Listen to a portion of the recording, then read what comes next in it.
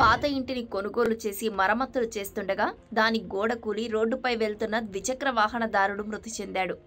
ఈ విషాద ఘటన అనంతపురం జిల్లా గుంతకల్లులో శనివారం జరిగింది.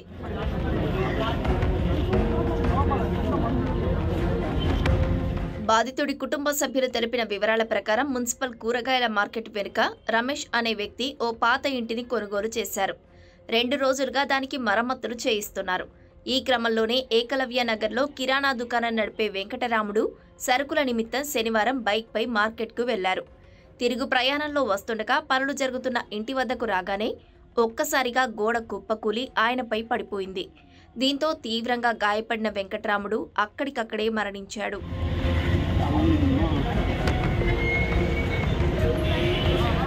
భర్త ఎంతసేపటికి ఇంటికి రాకపోవడంతో భార్య ఉమాదేవి అక్కడికి చేరుకున్నారు. మట్టి పెళ్లల కింద విగత జీవిలా పడి ఉన్న భర్తను చూసి గుండెల విసేలా రోధించారు.